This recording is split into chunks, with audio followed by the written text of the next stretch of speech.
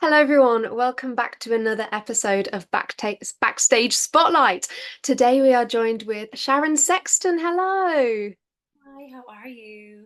I'm very, very good. How are you? Great, thank you. I'm not too bad at all. Good. Well, you have just had a very busy few days opening a show. Would you like to tell us about what show that might be? So it is A Night with Janis Joplin, the musical, which you can hear already, has left me with a lovely new husky speaking voice. No. What my voice is going to be for the next month, definitely. And how has the opening of it been from rehearsals to now? It's actually been pretty wild. It's been crazy because it's been really, really short rehearsal process because the show was already established and has run in America. It was on Broadway about 4 years ago, and it's done an American tour, and it's played all around the world actually. So this is its first time in London. So it came with a package of a creative team who were like, right, we know what we're doing, but with all of us in London going, we don't. And so we worked really, really quickly. So it was a 2 week rehearsal process, which is Wow. insanely short for this kind of material because literally it is song after song after song after song with huge chunks of monologue, so many different characters, and a live band on stage. So it's been a bit crazy. For those who aren't familiar with the show, what kind of are the subject matters? What is the story? Without giving too much away. I think it's like it. It's called A Night with Janis Joplin, and obviously Janis Joplin was like the queen of rock and roll. She was the original front woman, the only real female rock star, and the kind of first one to break the mold. And I kind of knew that, and I knew the song "Take a Little Piece of My Heart," and I went, "Oh, it'll be rocky, and it'll be a rock musical." But I actually didn't realize how just how incredibly cool she was. I think it's really hard for people like us, like, and I say us, even though like I'm a totally different generation to you, but I mean my generation and your generation and any generations that have followed. We're so used to things like Glastonbury and festivals, and they've always been a part of our life. But when you think back, like she was one of the core originators of all of that. Like those things didn't exist before her. Female rock artists didn't exist before her.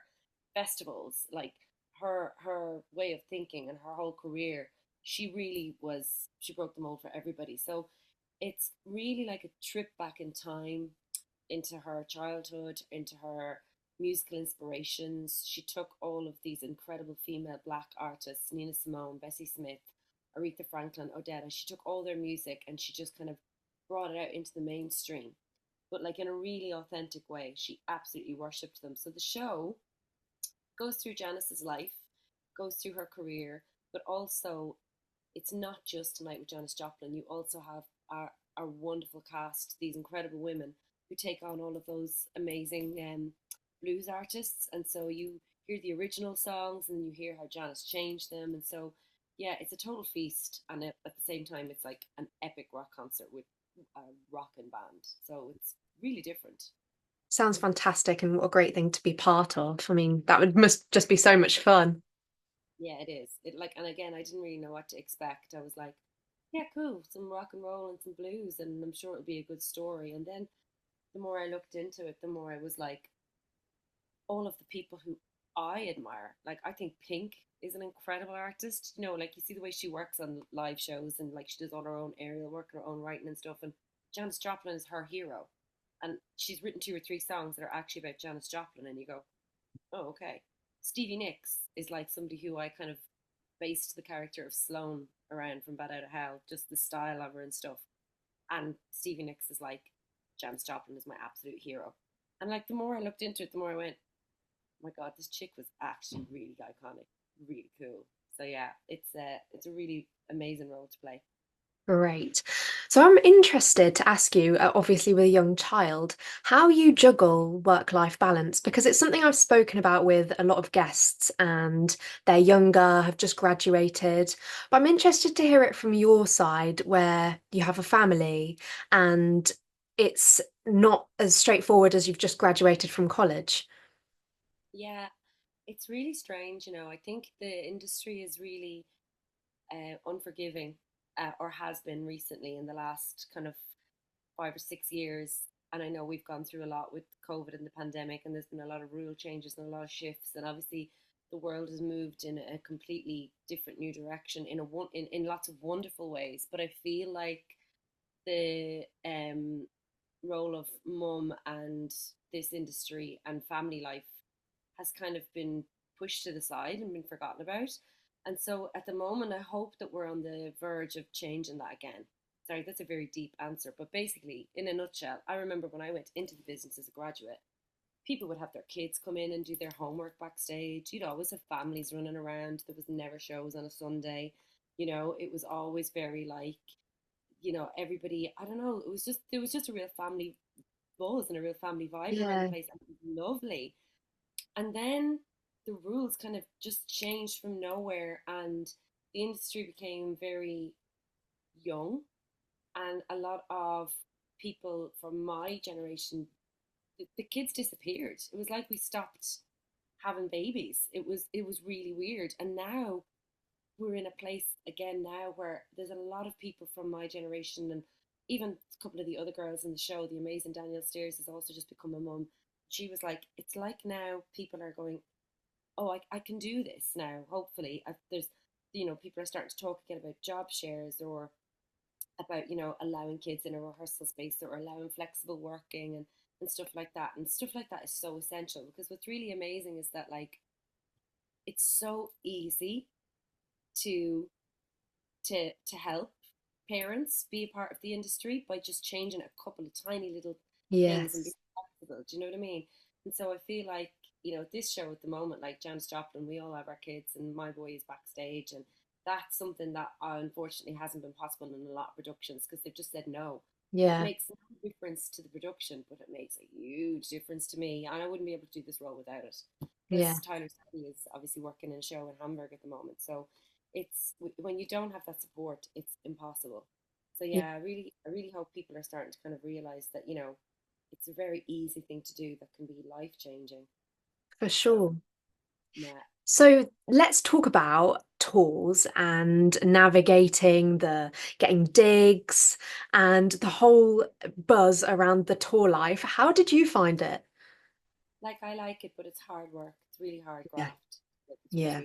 It's tough, and it's harder as you get older because you've done it, so you want to do it in a certain way. So like when I came out of college again, if I was doing tours, I wouldn't care where I slept. I'd be like, is there a bed? Who's organizing the accommodation? Whatever. Because you're all about going out and seeing cities and having experiences, and socializing and stuff. And then when you get a bit older and you've done that for a few years, you go, I'm actually, do you know what? I'd actually like to try and save a bit of money. And then Yeah. you start becoming a bit more going, you know what? I don't want to spend all my wages on takeaways. I'd actually like to find somewhere where I've got kitchen facilities. And then you get a car, and then you go, okay, now I need somewhere with parking. And then it changes. It's so funny Yeah. how it changes.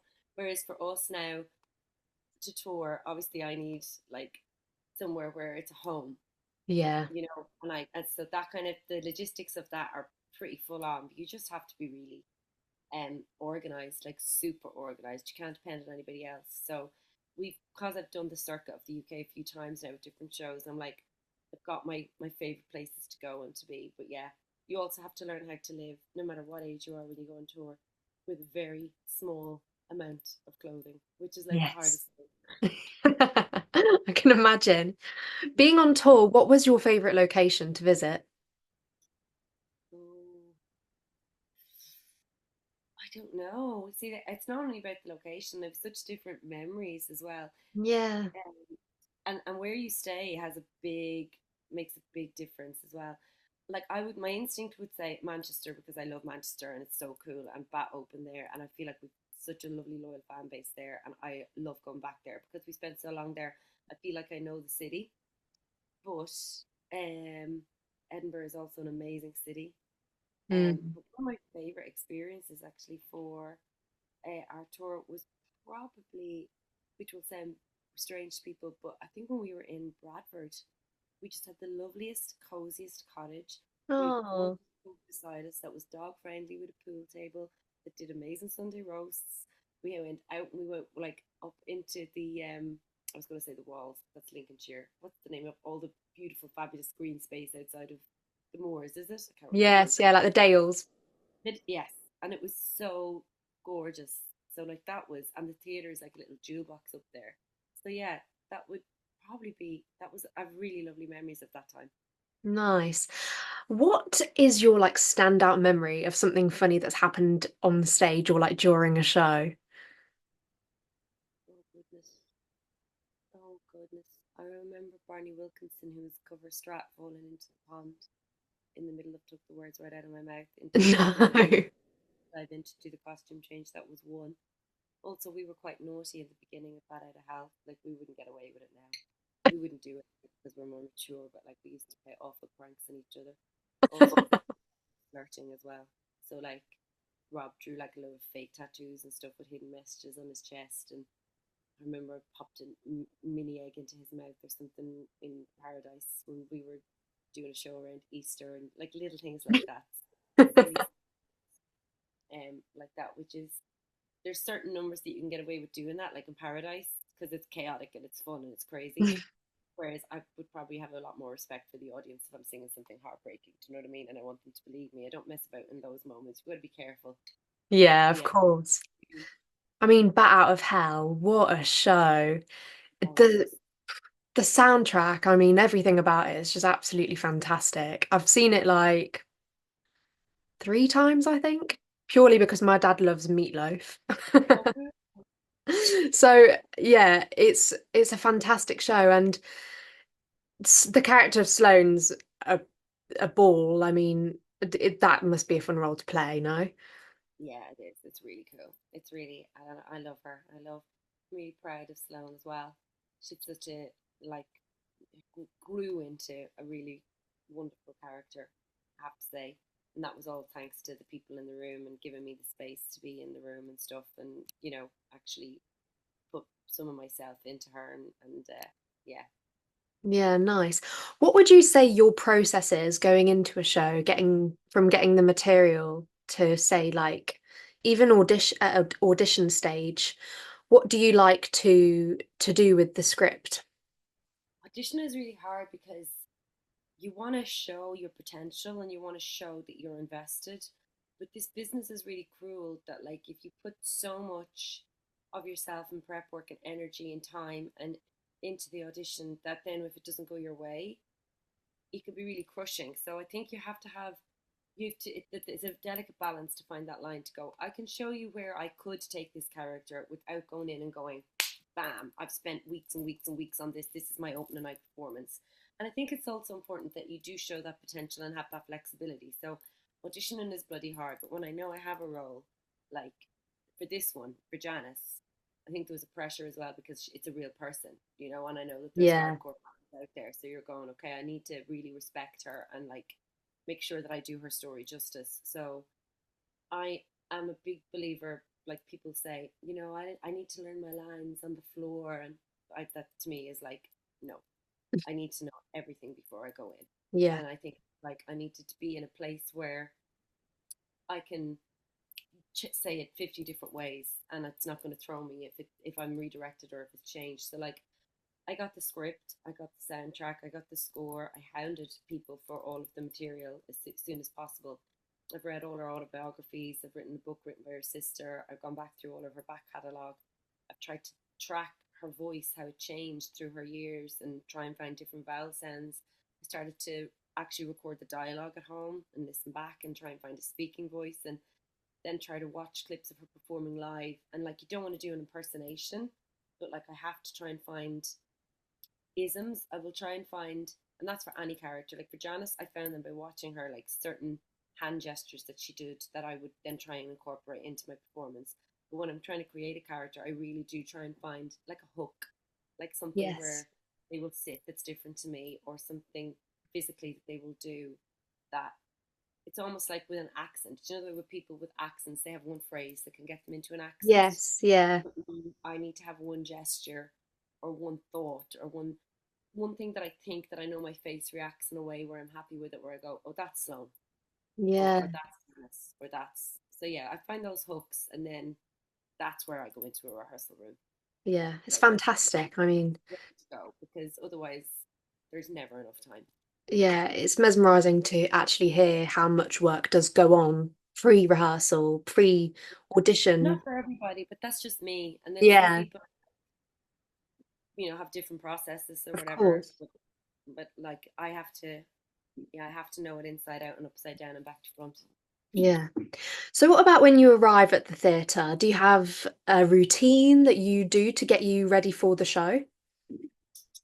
I really like it's always a bit chaos, to be honest with you, because there's always so many people coming in with mics and wigs and this, that, and the other. Like I love on a show, or when I'm lucky if I'm playing a lead role. Like usually there's a wig department where you will have a time and a slot where you go in to get your wig or whatever. And obviously, as I've moved into more and more lead roles, they come to you in the dressing room. And what that might sound like a diva thing, for me, when I was younger, playing roles that didn't have as much pressure, the wig room was my favorite place to be. And I would go in and we would stand and we would chat and we would laugh and we would joke or whatever. Whereas now, I'm like, I can't, my head can't deal with that when I'm playing such high pressure, and it is high pressure, Yeah, roles. There's a lot. So yeah, I like to be in my room. I like to have my music on, yes.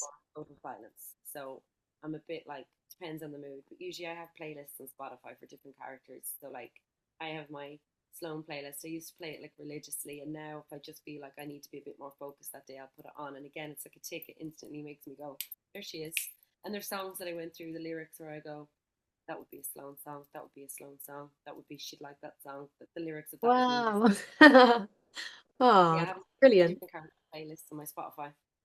I love that. I've never heard of anyone do that before. It's such a good idea. It's Yeah, it great.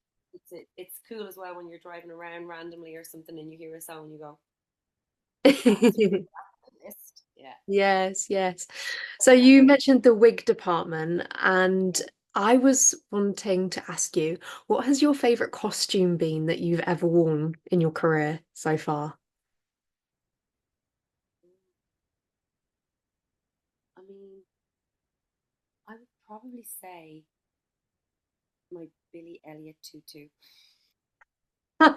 Brilliant. made to measure for me.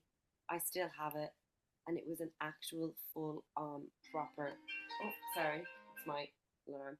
It was my an actual full on proper like professional ballerina tutu made by the dressmakers that do the tutu in the Royal Ballet, and it's Wow. incredible. Yeah, I'm Wow. I, I'm not a ballerina by any stretch of the imagination. I used to tap dance and I just used to do the finale in it.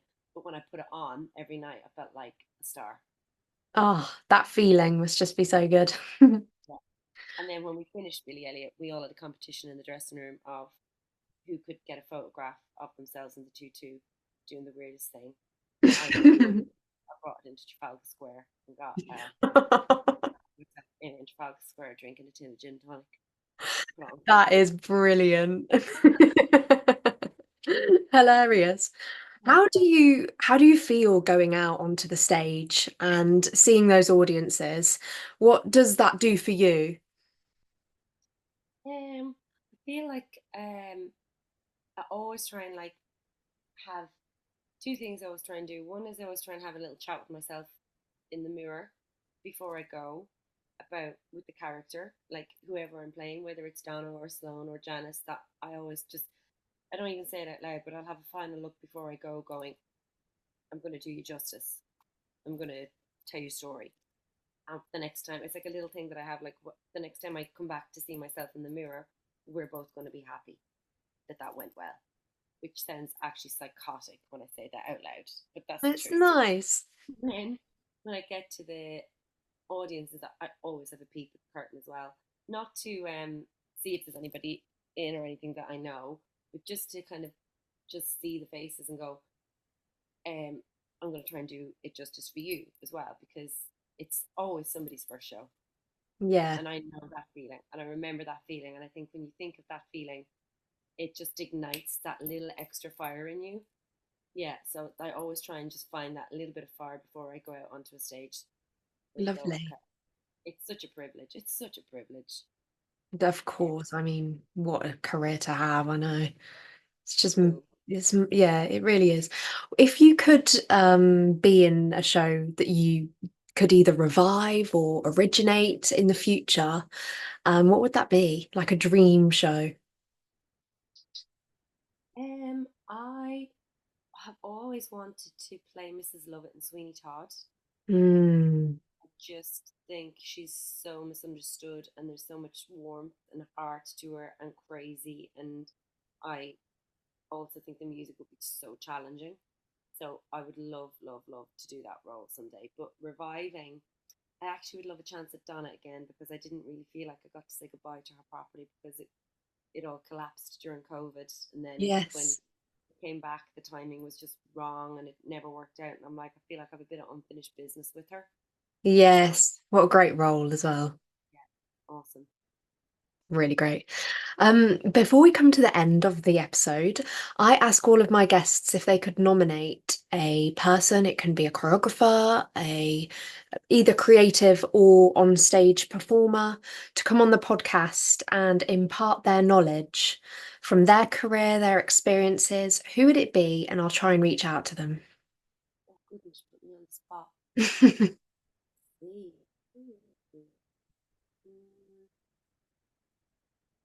I mean, I know all of his stories and said but obviously I would probably say my Rob. But yeah, I think Rob has had such Rob Fowler for anybody who's listening, Yes, his yeah. partner on and off stage. I think he's had such an amazing, colourful career. He's one of the few people when you actually look at his CV and you look at the range of characters he's played that you just go, wow. First of all, what a talent, and second of all, how? Like people still go, oh yeah, Rob, yeah, yeah, he's a vampire now, and he was Falco now, and you go, but also he was Jesus, and also he was in Cats, and also he was in Starlight Express, and Yeah. also he, wow, how many lives has this man lived? So yeah, that's who I would suggest because he's Okay. got some really good stories.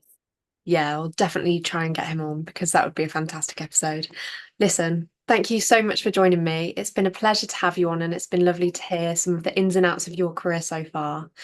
And hopefully, everybody listening has enjoyed, and we'll see you next week. Thank you so much. Bye, thank Take you. care. Thank you.